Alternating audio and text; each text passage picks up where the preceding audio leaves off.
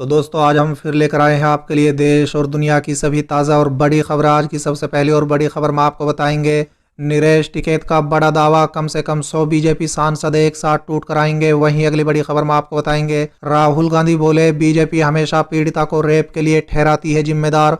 इसी के साथ अगली बड़ी खबर में आपको बताएंगे, बिहार में राज्यपाल का अभिभाषण के दौरान विपक्ष ने किया हंगामा, सरकार पर लगाया आरोप। इसी के साथ अगली बड़ी खबर में आपको बताएंगे, चुनाव से पहले पुडुचेरी में राष्ट्रपति शासन, बीजेपी का दावा, कांग्रेस के 3 और विधायक देंगे इस्तीफा, बहुमत साबित नहीं कर पाएंगे। वहीं अगली बड़ी खबर में आपको बताएंगे, मानहानि केस में अमित शाह को समन जारी, टीएमसी नेता अभिषेक बनर्जी ने दी शिकायत। वहीं अगली बड़ी खबर में आपको बताएंगे, जेल में ही रहेंगे आरजेडी सुप्रीमो लालू प्रसाद यादव, एक बार फिर हाई कोर्ट से नहीं मिली जमानत। इसी के साथ अगली बड़ी खबर में आपको बताएंगे, पश्चिम यूपी के बाद अवध पूर्वांचल में भी किसान महापंचायतें बीजेपी की बढ़ाएंगी टेंशन।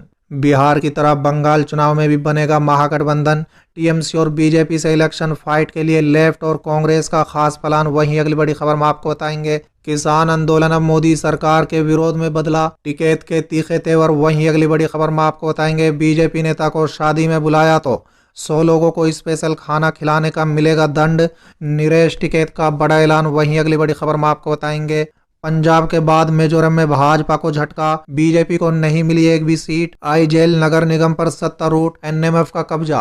तो चलिए देख लेते हैं आज की पहली बड़ी खबर। नीरज टिकैत का बड़ा दावा, कम से कम 100 बीजेपी के सांसद एक साथ टूट कर आएंगे। दोस्तों दरअसल मुजफ्फरनगर में भारतीय किसान यूनियन के अध्यक्ष नीरज टिकैत ने कहा है कि भाजपा में खुद खलबली मची हुई है, अगर शुरुआत हो गई तो इसमें से कम 100 सांसद एक साथ टूट कर आएंगे। साथ ही उन्होंने कहा है कि सबको दिख रहा है कि आने वाले समय में तुम्हारे साथ क्या होगा, आने वाला कल कितना खतरनाक होगा। चलिए अगली खबर, राहुल गांधी बोले बीजेपी हमेशा पीड़िता को रेप के लिए ठहराती है जिम्मेदार। दोस्तों दरअसल राहुल गांधी ने एक ट्वीट कर मध्य प्रदेश की शिवराज सरकार पर निशाना साधा। उन्होंने आरोप लगाया है कि बीजेपी हमेशा पीड़िता को ही रेप के लिए जिम्मेदार ठहराती है। दोस्त बता दें कि राहुल गांधी ने ट्वीट कर कहा है कि भोपाल रेप पीड़िता 1 महीना बाद भी न्याय से कोसों दूर हैं, क्योंकि भाजपा हमेशा पीड़िता को ही रेप का जिम्मेदार ठहराती है, जिससे अपराधियों का फायदा होता है। यही है सरकार के बेटी बचाओ का सच। चलिए अगली खबर, बिहार में राज्यपाल का अभिभाषण के दौरान विपक्ष का हंगामा, सरकार पर लगाया आरोप। दोस्तों दरअसल राज्यपाल का अभिभाषण के साथ बिहार विधानसभा के बजट सत्र का शुक्रवार से आगाज हो गया है। दोस्तों बता दें, पहले दिन सदन को संबोधित करते हुए राज्यपाल ने सरकार की प्राथमिकता और विकास कार्यों की रूपरेखा पेश की। उन्होंने कहा है कि कोरोना महामारी से बचाव को लेकर सरकार ने सत प्रयास किया। कोरोना मरीजों की संख्या काफी घटी है, टीकाकरण कार्य चल रहा है, मगर लोगों को सावधानी बरतनी चाहिए।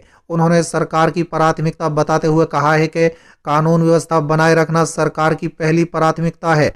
राज्य सरकार विकास के साथ न्याय का काम कर रही है। चलिए अगली खबर, चुनाव से पहले पुडुचेरी में राष्ट्रपति शासन, बीजेपी का दावा, कांग्रेस के 3 और विधायक देंगे इस्तीफा, बहुमत साबित नहीं कर पाएंगे नारायणसामी। क्या चुनाव से ठीक पहले पुडुचेरी में कांग्रेस की सरकार गिर जाएगी? भारतीय जनता पार्टी के नेता इस सवाल का जवाब पूरे विश्वास के साथ हाँ में दे रहे हैं। दोस्तों बता दें, बीजेपी के एक वरिष्ठ नेता ने शुक्रवार को दावा किया है कि कांग्रेस के 3 और विधायक विधानसभा से इस्तीफा देने जा रहे हैं। उन्होंने जोर देकर कहा है कि विधानसभा में नारायणसामी की सरकार बहुमत साबित नहीं कर पाएगी। चलिए अगली खबर, मानहानि केस में अमित शाह को समन जारी, टीएमसी नेता अभिषेक बनर्जी ने दी शिकायत। दोस्तों दरअसल बंगाल विधानसभा चुनाव से पहले बीजेपी और टीएमसी के बीच जारी जंग अब कोर्ट तक पहुंच गई है। दोस्तों बता दें, बंगाल में सांसदों विधायकों के खिलाफ मामलों पर सुनवाई के लिए गठित विशेष अदालत ने गृह मंत्री अमित शाह को मानहानि मामले में समन जारी किया है। दोस्तों बता दें, ये नोटिस तृणमूल कांग्रेस के सांसद और बंगाल की मुख्यमंत्री ममता बनर्जी के भतीजा अभिषेक बनर्जी की तरफ से दायर याचिका पर भेजा गया है। दोस्तों बता दें, कोर्ट के स्पेशल जज ने अमित शाह को निर्देश दिया है कि वो 22 फरवरी को सुबह 10 बजे तक व्यक्तिगत तौर पर वकील के जरिए पेश हों। निर्देश दिया गया है कि शाह की उपस्थिति खुद या वकील के जरिए जरूरी है, ताकि भारतीय दंड संहिता की धारा 500 के तहत दायर मानहानि केस में जवाब दिया जा सके। दोस्तों दरअसल अभिषेक बनर्जी का आरोप है कि अमित शाह ने टीएमसी सांसद के खिलाफ कोलकाता के माय रोड पर बीजेपी की एक रैली के दौरान अपमानजनक बयान दिए थे। दोस्तों दरअसल ममता ने वीरवार को अमित शाह को चुनौती देते हुए कहा था कि चुनावी मैदान में उनसे मुकाबला करने के बारे में सोचने से पहले वो उनके भतीजा अभिषेक बनर्जी के खिलाफ चुनाव लड़कर दिखाएं। बनर्जी ने कहा था कि दिन रात वो दीदी भतीजे के बारे में बात कर रहे हैं। मैं अमित शाह को चुनौती देती हूँ, पहले अभिषेक बनर्जी के खिलाफ चुनाव लड़कर दिखाएं, फिर मेरे खिलाफ लड़ना। चलिए अगली खबर, जेल में ही रहेंगे आरजेडी सुप्रीमो लालू प्रसाद यादव, एक बार फिर हाई कोर्ट से नहीं मिली जमानत। दोस्तों दरअसल आरजेडी सुप्रीमो लालू प्रसाद यादव को शुक्रवार को झारखंड हाई कोर्ट से बड़ा झटका लगा है। दोस्तों बता दें, लालू यादव की जमानत याचिका खारिज कर दी गई है। ऐसे में अब फिलहाल वो जेल में ही रहेंगे। दोस्तों बता दें कि दुमका कोषागार से अवैध निकासी मामले में दायर जमानत याचिका पर शुक्रवार को झारखंड हाई कोर्ट में सुनवाई हुई। करीब 3 घंटे तक चली सुनवाई के बाद ये फैसला लिया गया है कि फिलहाल आरजेडी सुप्रीमो लालू प्रसाद यादव को जमानत नहीं दी जाएगी। दोस्तों दरअसल 2 महीने हाफ सेंचुरी से कम होने के कारण उनकी बेल पिटीशन रिजेक्ट कर दी गई है। अब 2 महीने के बाद फिर से बेल पिटीशन डाली जाएगी। चलिए अगली खबर, पश्चिम यूपी के बाद अवध पूर्वांचल में भी किसान महापंचायतें बीजेपी की बढ़ाएंगी टेंशन। दोस्तों दरअसल कृषि कानून के विरोध में किसान आंदोलन पंजाब से शुरू हुआ और हरियाणा और दिल्ली गाजीपुर बॉर्डर पर 3 महीनों से जारी है, लेकिन इस आंदोलन की आंच उत्तर प्रदेश के अलग अलग जिलों में फैल रही है। दोस्तों बता दें, पश्चिम यूपी को तेजी से अपनी जिद में लेने के बाद किसान आंदोलन का दायरा सूबे भर में बढ़ रहा है। दोस्तों बता दें, भारतीय किसान यूनियन अवध और पूर्वांचल के जिलों में भी किसान महापंचायतें करने की तैयारी में जुट गए हैं।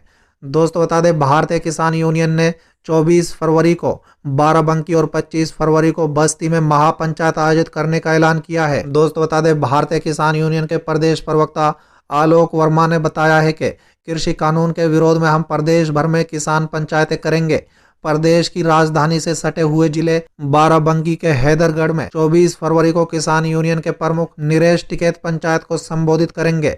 इसके बाद 25 फरवरी को पूर्वांचल के बस्ती जिले के मुंडेरवा में भी किसान महापंचायत में नरेश टिकैत बतौर मुख्य अतिथि शामिल होंगे। दोस्तों बता दें, यूपी में एक तरफ कृषि कानून को लेकर किसानों की नाराजगी है, तो दूसरी तरफ यूपी में 3 साल से गन्ना के मूल्य में किसी तरह की योगी सरकार ने बढ़ोतरी नहीं की है। ऐसे में किसानों की नाराजगी तेजी से बढ़ रही है। दोस्तों बता दें, मौके की नजाकत को समझते हुए कांग्रेस ने भी यूपी में अपनी सियासी जड़ें जमाने की कवायद शुरू कर दी हैं। दोस्तों बता दें, कांग्रेस महासचिव प्रियंका गांधी ने पश्चिम यूपी के सहारनपुर के चिल्काना और बिजनौर जिले में किसान महापंचायतों का आयोजन किया है। चलिए अगली खबर, बिहार की तरफ बंगाल चुनाव में भी बनेगा महागठबंधन।